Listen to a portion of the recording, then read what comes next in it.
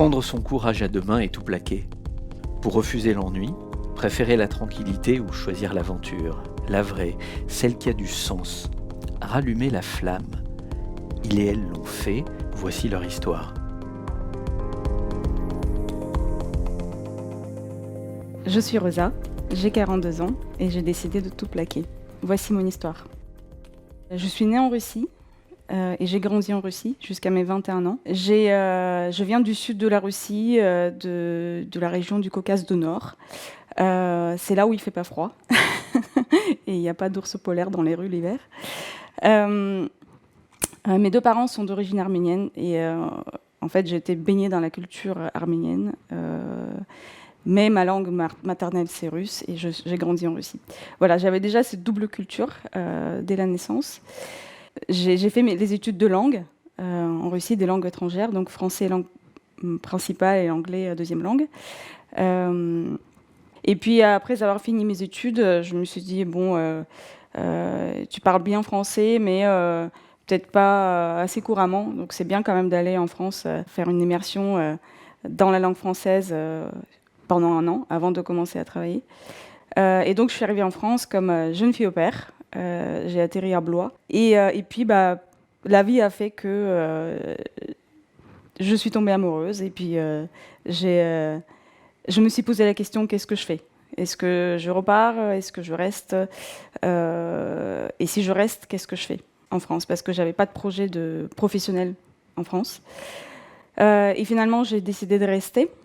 Et j'ai refait une formation dans le tourisme sur une année. Je ne voulais plus repartir sur des grandes études, parce que je sortais déjà des grandes études, qui m'a permis en fait de tout de suite trouver du travail à Paris, dans une agence de voyage d'affaires, qui était une petite start-up française de 100 personnes à La Défense, que j'ai intégrée donc, en 2003. Voilà, et donc je suis restée 18 ans dans cette entreprise. Je suis rentrée comme conseiller voyage. Voilà, donc et après, j'ai évolué un petit peu, j'ai changé différentes équipes. Et puis en fait, il y a eu une opportunité de partir à Lyon, parce que nous, on voulait quitter, avec donc mon ex-mari, on voulait quitter Paris. Et donc l'agence de Lyon, c'était une toute nouvelle agence. Et donc j'étais toute seule à l'époque. J'ai tout construit autour de cette mission. Donc c'était un poste avec des missions internationales, puisque on commençait à avoir aussi des filiales en Europe d'abord, et puis aux États-Unis, en Asie, etc. On a été racheté par Expedia, donc le grand groupe des voyages américains, en 2005, et donc ça nous a propulsés tout de suite à l'international. Et donc voilà, je construisais mon équipe, et c'est dans cette équipe-là que je suis restée pendant 12 ans à peu près. Et donc je suis restée, mais au prix des moments difficiles que j'ai vécus. J'ai fait aussi un burn-out. Alors ça a duré 3 mois, donc c'était pas un long burn-out, mais en fait c'est au moment où j'ai pris encore plus de responsabilités, et notamment avec des équipes. J'avais des gens sous ma responsabilité qui étaient basés aux États-Unis. Et comme à Seattle, en plus, donc 9 heures de décalage. Et comme il y avait ce décalage, en fait, je me devais d'être disponible pour eux quand ils se connectaient. Donc c'était le matin pour eux, le soir pour moi.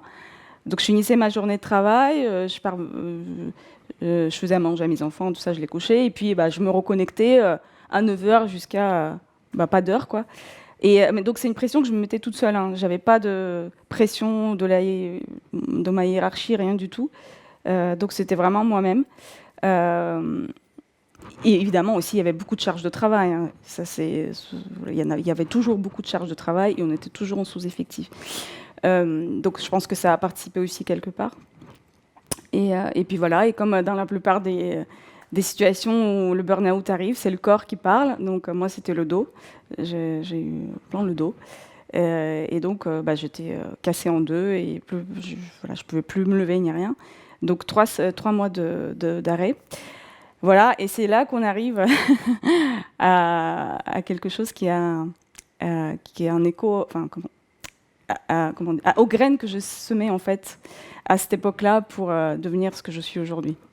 Mais c'était pas du tout, j'en étais pas consciente. Pendant ces 3 mois, je me disais pas, il faut que je change de travail, tu as un travail sédentaire, c'est pas bon pour ton dos, il faudrait que tu fasses un travail debout. Moi, j'avais qu'une envie, c'est de reprendre mon travail. Déjà, j'ai mis 1 mois pour complètement me déconnecter. Mon manager, il m'engueulait vraiment quand j'ouvrais mon PC. Et après, j'avais qu'une hâte, c'est de reprendre. Donc, non, j'étais pas du tout dans cette optique-là. J'avais 1 mois alité sur le canapé. Donc ça aussi, c'était compliqué. Je sais plus comment, mais je suis tombée sur le podcast de Lorraine Bastide, La Poudre. Je sais pas, c'est parce que je m'intéressais au féminisme ou que j'ai lu quelque chose. J'ai lu un livre qui m'a... ou je sais pas, un article sur Internet, je sais plus quel était le point de départ. Mais je suis tombée dedans. Je suis tombée dans le podcast La Poudre. Donc à l'époque, il y avait déjà 1 an et demi d'épisodes. Donc j'ai tout écouté. Et puis en fait, quand on écoute La Poudre, forcément en fait, on découvre tellement de références parce que Lorraine Bastide en parle, son invité en parle, le livre qu'elle a lu, le triste qu'il faut découvrir, je sais pas, avec des noms des féministes que j'ignorais. Donc, en fait, je me suis tout de suite intéressée à tout ça. Aussi parce que je me suis retrouvée, je me suis identifiée au vécu et aux expériences de ces invités-là. Et c'était vraiment la première fois que j'ai écouté des femmes, je me suis dit, moi aussi. Voilà, c'était vraiment l'effet MeToo, clairement. Et voilà, et donc je suis plongée dedans. Mais donc en plus j'avais du temps. Donc non seulement j'écoutais des podcasts, donc après d'autres podcasts. Et puis j'ai acheté plein de trucs, plein de littérature et j'ai commencé à lire, voilà, de manière passionnée. Et à un moment donné, je sais pas, en 2 mois, j'ai lu tellement de choses et je me suis dit mais comment ça se fait que j'ai autour de moi, personne n'en parle. Enfin, dans mon entourage, mes amis, ma famille, personne n'en parle. Et surtout mes amis. C'était donc en 2018. J'avais toujours une vie sociale très, très riche et j'avais pas mal d'amis. Et en fait, je commençais à me dire, bon, pour se voir, ça devient de plus en plus compliqué parce que on a toutes des agendas hyper remplis. Aujourd'hui, c'est encore pire, j'ai l'impression. Et je me dis, mais pour voir une amie, il faut que je planifie 1 mois en avance, ne serait-ce que juste un déjeuner, quoi. Et donc, je me suis dit, en fait, allez, je fixe un rendez-vous mensuel à toutes mes amies chez moi. Et puis, celles qui sont dispo viennent. Et puis, celles qui ne sont pas dispo viendront la prochaine fois. Donc, ça sera tous les mois. Et puis, en même temps, je me suis dit, pourquoi pas commencer aussi à leur en parler de ce que je lis, de ce que je découvre grâce à La Poudre et puis toute la littérature. Et partager. J'ai eu vraiment besoin de partager. Et donc, j'ai fait un mail groupé et j'ai dit, voilà, j'ai cette idée-là. J'ai envie de faire des soirées autour du féminisme. Est-ce que ça vous parle? Et là, j'ai eu un retour des retours très enthousiastes de toutes mes amies, vraiment tout de suite, immédiat. Et donc, j'ai mis en place ce club de femmes que j'ai appelé les accolades, avec un temps de retrouvailles autour d'un apéritif et puis un autre temps autour d'une table avec un sujet donc un sujet par mois que je travaillais en amont. C'est moi donc c'était clairement un cercle de parole. Je savais pas encore à l'époque que c'était un cercle de parole. J'avais pas de code en plus, j'avais aucune expérience de comment animer. Mais c'est moi qui modérais. Après, j'ai envoyé un mail de débriefing avec tout ce qu'on s'était dit, qu'on pouvait aller plus loin, voilà, quel livre il faut lire, quel podcast écouter, etc. Donc au début, c'était que mes amis, mais après, ils ont commencé à me dire est-ce que je peux faire venir une copine, etc. Et ça, c'était le début de quelque chose. Il y a le premier confinement qui arrive. Dans mon travail, le tourisme, en fait, c'était vraiment l'un des domaines qui a été impacté le plus, et surtout le tourisme d'affaires. Si on ne peut pas aller à New York, on n'y va pas. Donc c'était l'arrêt total du tourisme d'affaires. Et en fait, c'est là qu'on s'est dit, heureusement qu'on fait partie de grands groupes. Donc pendant 6 mois, moi, j'ai continué à travailler à plein temps, avec beaucoup moins de travail, forcément. Parce que ma journée, ma charge a été réduite de 50% à peu près. À un moment donné, je me suis dit, OK, là, tu as du temps, tu as 40 ans, tu as le CPF, donc le compte de formation professionnelle, que tu n'as jamais utilisé, pourquoi pas faire une petite formation, utiliser cet argent, voilà, parce que tu as le temps. Et donc, j'ai commencé à faire un bilan de compétences. Et je suis tombée sur une très bonne coach qui m'a très bien accompagnée. Alors, ce qui est marrant, c'est quand je suis rentrée dans le cabinet de, de Sophie, je lui dis tout de suite, en fait, voilà, moi je viens, je suis très heureuse dans mon travail, j'ai aucun mal-être, je suis pas, voilà, tout va bien, je viens par curiosité. Ce qui était quand même exceptionnel à entendre pour elle, parce que la plupart des gens qui viennent, c'est parce que ils en ont marre, ils veulent changer, quoi. Moi, j'avais aucun projet de changer. Quand je suis arrivée à la fin presque de ce bilan de compétences, c'est là que la nouvelle est tombée dans mon travail. Donc, ils ont annoncé un plan social en France. Il y a eu déjà des plans sociaux ailleurs dans le monde, mais la France, on se disait, oh, on est protégé, rien ne nous arrivera. Sauf que la France, c'est là où il y avait des plus anciens, donc les gens qui coûtaient le plus cher. Et voilà. Et donc, moi, je faisais partie de ces gens-là. Il y avait 170 personnes concernées. J'ai appris ça par mail. C'était hyper violent. J'étais en vacances en plus de tout ça, là. Je vais recevoir un mail et voir ton nom sur le PDF parmi les 170 autres. Donc, en plus, on découvre aussi quels sont les autres collègues qui sont concernés. Donc, c'était 3 jours de déprime totale. Et après, c'est là que je me suis dit, le bilan de compétences, ça tombe très bien. J'ai gagné quand même du temps par rapport aux autres. Et donc, ce bilan de compétences, il m'a donné 3 métiers, 3 options à prendre. Le premier, c'était tout ce qui est autour du métier de communication. Et c'est vrai que c'est quelque chose que j'aime faire. Mais ça sous-entendait refaire des formations longues, souvent. Et puis travailler, pour la plupart du temps, encore dans un monde d'une entreprise privée. Voilà. Marketing, publicité, tout ça. Et je ne voulais pas. Deuxième, c'était professeur de langue étrangère. Surprise. Et là, je voulais pas non plus. Et donc, il y avait une troisième option qui était la bonne. Donc, dans mon bilan de compétences, il y a eu 3 métiers qui sont ressortis. Les métiers de communication, le professeur des langues étrangères et le métier de libraire. Ça a fait beaucoup de sens, vraiment. Pour moi, la lecture, ça faisait partie toujours de mon loisir et pas quelque chose de professionnel. Et après, donc, en plus de ça, ce qui était aussi flagrant dans mon profil, c'était le côté social.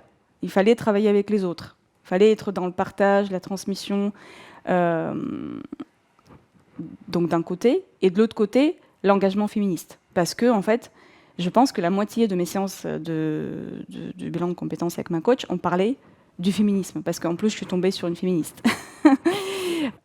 Et voilà, elle voyait que j'étais animée.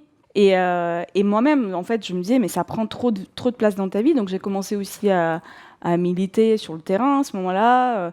J'avais besoin d'aller faire des choses concrètes, en plus du club des femmes que j'ai créé. Donc, je me suis engagée dans Nous Toutes, l'association. Voilà, donc il y a libraire, côté social, le féminisme. Et en fait, j'ai un peu rassemblé le morceau de puzzle. Et je me suis dit, pourquoi pas une librairie féministe. Peut-être chronologiquement, on est en novembre 2020. Donc je sais que dans 3 mois, je ne fais plus partie d'entreprise. Enfin, je pars. Et donc, je commence à me renseigner sur est-ce qu'il faut être formé pour être libraire. Donc ça, c'était vraiment la première chose que j'ai faite. Donc j'ai trouvé une formation à l'école des libraires, l'école ENFL qui est à Maison-Alfort. C'est un peu une école de référence. C'était en 2 mois de formation, donc avec la théorie et puis le stage, à distance. Parfait. Je m'inscris tout de suite pour la session du printemps. Et après, j'ai commencé à travailler sur l'étude du marché. Je contactais toutes les librairies féministes. Il y en avait peu à l'époque. Il y en a un petit peu plus aujourd'hui, de France, pour leur poser tout un tas de questions. J'avais une idée très précise de mon projet. Et j'ai ouvert mon compte Instagram en février 2021. Donc, 9 mois avant l'ouverture. Parce que, en fait, je me suis dit, je vais commencer à tester mon idée et construire une communauté autour de ça, autour de l'idée. Et j'ai dit que l'objectif, c'est de l'ouverture en septembre, sachant que je venais pas du tout du milieu, j'avais aucune expérience en librairie et que j'entamais ma formation, les profs ils m'ont dit c'est très ambitieux. J'ai adoré cette formation. Le stage, c'était révélateur, hein, c'est sûr. La première fois en librairie, j'ai fait mon stage à Paris, au comptoir des mots. J'ai fait une petite dédicace à Marie, ma marraine et ma fée, qui m'a formée. Marie Morel, qui est une très bonne libraire, allée au comptoir des mots dans le 20e arrondissement. Voilà, le soir, je voulais pas repartir, elle me mettait à la porte, je me souviens, je voulais dormir dans les bris, quoi. Donc je me sentais à ma place. Donc je pense que la partie vraiment la plus difficile, c'était trouver un local. Enfin, c'est trouver un local. Je parle de manière générale, pas que pour moi. J'ai trouvé un très bon local à la Croix-Rousse, qui est à 2 pas de chez moi, et j'ai tout fait pour l'avoir, mais je l'ai pas eu, et heureusement. Donc c'était déception en ce moment-là. Et après, donc j'ai appris que, c'est Mélanie, donc Mélanie qui sera mon futur collègue, qui m'a dit que, est-ce que tu sais que la librairie Musique à l'âme est à reprendre depuis 2 ans. Et donc je suis allée d'abord juste voir le lieu. Et je suis rentrée dedans. Et j'ai fait waouh. Là, c'est dommage que vous n'avez pas les images, mais allez sur Google. C'est un très beau local qui fait 120 mètres carrés, avec les plafonds à la française, pierre, parquet, etc. Et surtout, en fait, je me suis dit, mais je peux tout faire dans ce local. Parce que dans mon projet, encore une fois, j'ouvre la parenthèse, il y avait en fait l'intention de faire plein d'événements, vraiment créer un lieu de vie plus qu'une librairie et d'animer en fait ce lieu avec plein d'événements. Et pour ça, il faut de la place. Et les locaux que j'ai visités, souvent, ça sous-entendait à chaque fois bouger tout le temps, tous les meubles et les bibliothèques. Alors que là, donc j'ai une salle d'atelier séparée, une mezzanine, et puis l'espace de vente qui est assez grand. J'y suis retournée pour la 2e fois. Et là, cette fois-ci, pour me présenter auprès de Isabelle, Isabelle Maillot, qui était la gérante, et pour lui dire que j'étais intéressée. Isabelle, elle m'a beaucoup impressionnée tout de suite. J'avais vraiment peur d'elle, voilà, je peux le dire. J'avais peur d'elle. Je ne sais pas pour quelle raison. Puis moi, j'étais beaucoup dans le syndrome d'imposteur, c'est clairement illégitime, etc. Mais alors, donc, quand j'ai décidé de faire une offre, j'avais très peur qu'elle ne soit pas acceptée. Je ne voulais pas la frôler avec mon offre parce qu'elle était un petit peu inférieure à ce qu'elle demandait, ce qui se fait souvent quand on achète un appart ou un fonds de commerce. Voilà. Mais je ne voulais pas la frôler avec ce prix-là. Et surtout, j'avais peur que ça n'aboutisse pas parce que tous les dossiers précédents, ça n'a jamais abouti. J'avais pas trop de détails sur pourquoi. Et pour moi, c'était comme si je passais un examen de ma vie, quoi. Vraiment. J'ai écrit un texte, juste, un texte de quelques phrases pour sortir l'offre que je vous fais. J'ai écrit ce texte, j'ai beaucoup parlé avec mon conjoint avant de sortir. J'ai mis même quelques gouttes de fleur de bac sous ma langue pour ne pas stresser. Non, mais un truc de fou quand j'y pense maintenant. Et voilà, donc je suis arrivée, je lui ai fait une offre et elle m'a dit je vous tiens au courant. Voilà. Et puis elle m'a fait un mail 1 semaine plus tard en disant qu'elle acceptait mon offre. Et là, c'était champagne. Donc j'ai 4 mois pour... Alors oui, là je repousse un peu la date d'ouverture. Je me dis septembre c'est un peu ambitieux. Octobre, donc je visais octobre, mi-octobre. Et donc voilà, c'est là que ça s'accélère parce que j'ai encore pas du tout mon entreprise, j'ai pas de comptable. J'avais déjà un prévisionnel, mais j'avais pas grand-chose. Je décide de m'entourer que des femmes. Donc je trouve une femme avocate, je trouve une femme comptable. Et donc, pareil, les banques. J'ai rencontré que des banquières. Là, c'était aussi ma comptable qui m'a mis en relation avec d'autres femmes banquières. Et en fait, par ça, donc non seulement, déjà, je voulais travailler avec des femmes, c'était en cohérence avec le projet. Et puis surtout, en fait, je voulais pas faire face et me heurter à tout un tas de remarques autour de mon projet, remarques sexistes ou je sais pas, quelqu'un qui croit pas, qui me titille là-dessus, des hommes souvent. Voilà, je voulais pas clairement avoir un banquier homme, mec blanc qui me dit ouais, mais c'est quoi c'est clévant de ne vendre que des autrices, c'est pas inclusif, etc. Enfin, je voulais pas parler de ça. Moi, j'étais sûre de moi et puis voilà, enfin, à quoi bon et donc, bah, du coup, ça a facilité le travail parce que chaque fois que je parlais de mon projet à une femme, que ce soit bancaire ou avocate ou qui que ce soit, bah, c'était toujours très bien accueilli. Et voilà, et donc tout s'accélère, je fais plein de choses en même temps, et puis surtout, je travaille aussi sur le projet, hein, parce qu'il fallait quand même trouver 4000 livres à mettre dans la librairie. Donc ça, j'avais fait, ce travail-là, je l'ai fait quand même pendant un an. J'ai commencé à répertorier tous les livres que je voulais avoir. Petit à petit, bah, j'ai commencé à créer des rayons. Je me suis vite rendu compte, Isabelle m'a confirmé que je pourrais pas m'en sortir toute seule. Donc il fallait que j'embauche. Donc c'est là qu'on en vient à Mélanie. Mélanie, c'était, on s'est rencontrés sur Instagram, enfin via Instagram, grâce à Instagram. Donc quand je vers mon compte de la librairie, elle m'a écrit en disant j'adore ton projet, je suis libraire à Lyon et si tu as besoin d'aide, je suis là. Et en fait, le jour où j'ai décidé d'embaucher, bah, pareil, c'était évident que ça soit Mélanie, donc qui était en poste dans une autre, à la Fnac Bellecour. Isabelle aussi m'accompagnait et m'accompagne toujours encore aujourd'hui dans tout. Donc je pense que j'ai vraiment de la chance. Clairement, sachant que je venais de nulle part, c'était un peu fou. On est le 16 octobre 2021, donc le premier jour d'ouverture. On a passé une semaine précédente avec Mélanie très très peu dormir, parce que c'était la semaine où on réceptionnait beaucoup de livres et on les mettait en rayon. On a fait la vitrine, mais 15 minutes avant d'ouvrir la librairie. Et donc, voilà, il est 10h, on ouvre la librairie, et il y avait déjà une cliente devant la porte. Quelqu'un qui rentrait avec un cadeau, une plante verte qu'elle nous a offerte en disant « Ça fait 6 mois que je vous suis sur Instagram et que j'attendais ce jour avec impatience. » Et voilà, elle était là à 10h avec ce cadeau. Et c'était le début d'une journée folle, parce que toute la communauté Instagram était là. Ils sont tous venus.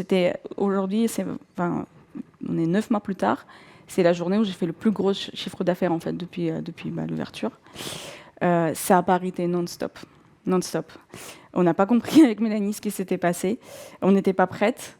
C'est là que je me suis dit, j'ai bien fait d'avoir construit ma communauté avant. Et puis le soir même, on a fait l'inauguration, tant qu'à faire, hein, tout en même temps.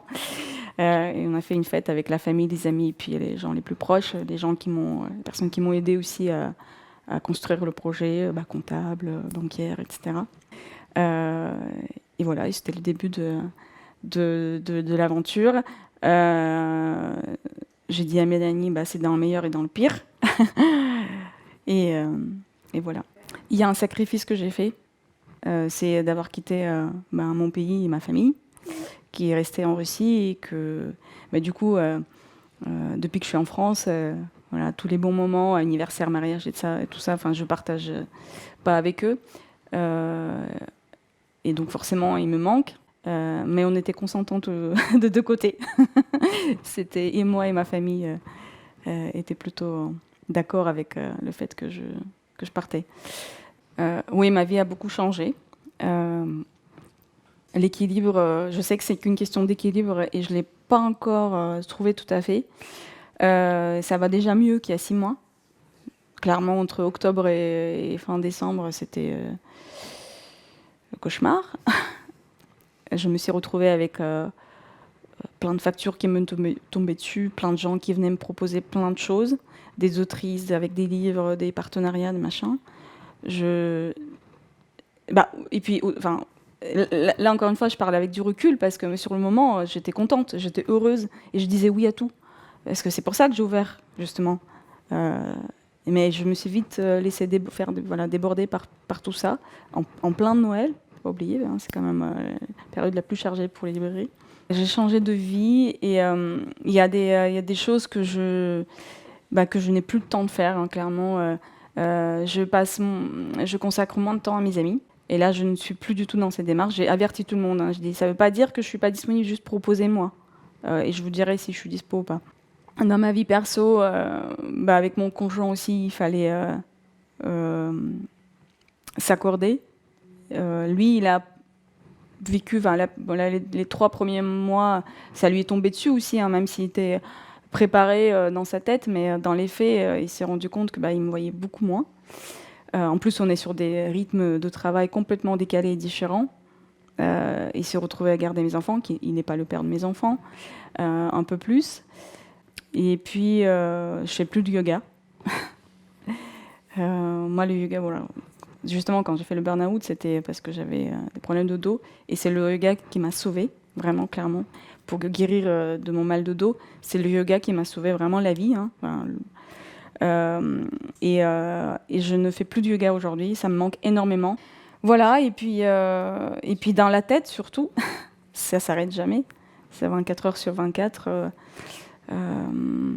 Et je pense que ça, c'est le plus gros changement, en fait. C'est qu'avant, vendredi soir, j'avais ma petite adrénaline qui montait, c'est le week-end, nanana. Puis de la déconnexion, tu fais ce que tu veux. Samedi, voilà, tu peux aller faire 2-3 courses. Moi, maintenant, c'est fini. En fait, Isabelle, pardon, je saute d'un truc à l'autre. Isabelle, donc Maillot de Music Alarm, elle m'a dit plein de choses au début. Et les choses que, sur le moment, j'écoutais, ça rentrait là, ça sortait là. Je me disais, bon, c'est elle, et moi, ça serait différent. Et ces choses-là me reviennent tout le temps, tout le temps, tout le temps, au fur et à mesure que je vis des choses dans mon travail et dans ma nouvelle vie. Et tout ce qu'elle m'a dit, c'est vrai. Elle m'a dit, par exemple, que tu n'auras plus le temps de tout... oui, je lui ai dit, oui, on a parlé du salaire, parce que le salaire, c'est quand même...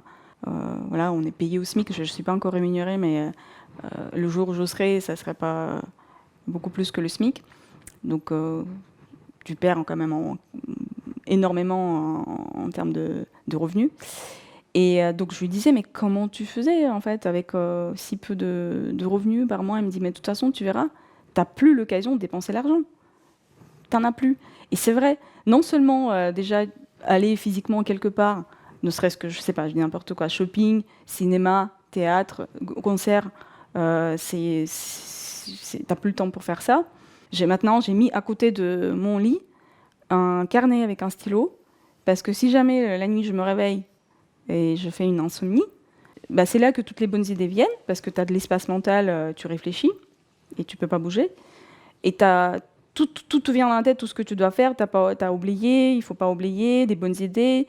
Et comme ça t'empêche de dormir, tout ce brouhaha dans la tête, je les note, je les sors de ma tête et ça me permet de me rendormir rapidement. Ça en vaut la chandelle, oui.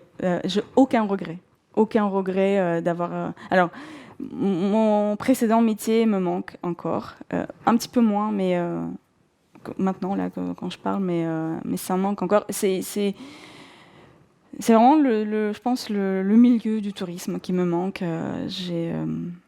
Bon, voilà, je suis comme restée 18 ans dans ce milieu-là, on ne coupe pas le lien comme ça du jour au lendemain.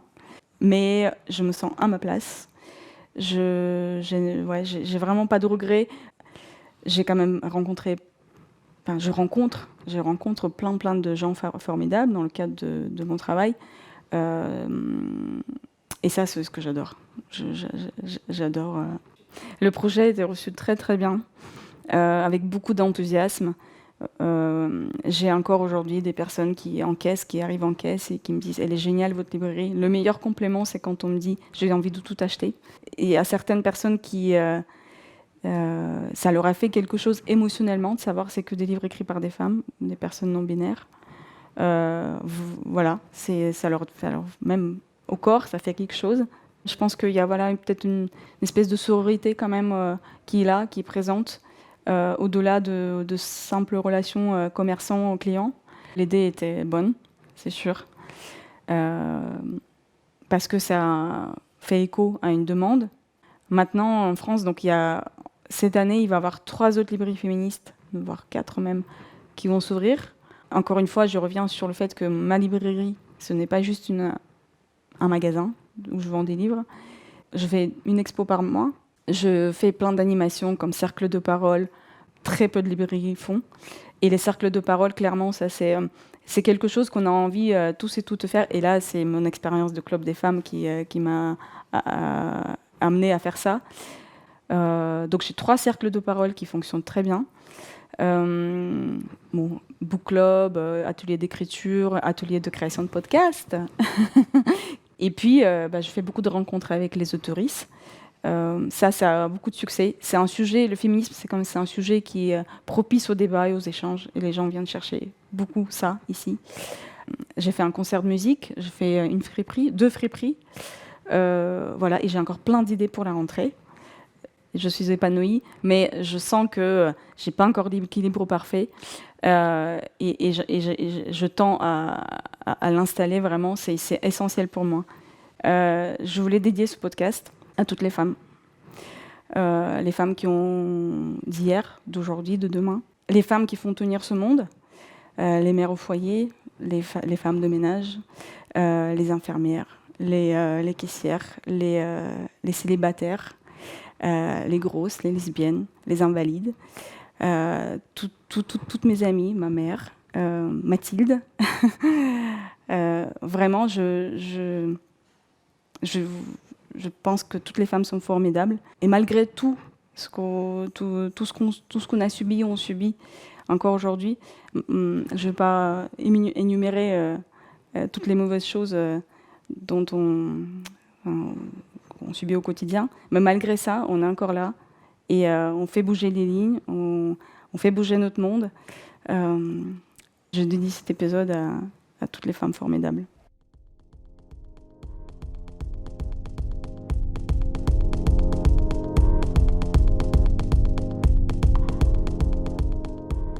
J'ai tout plaqué est un podcast produit par Orange pour les pros.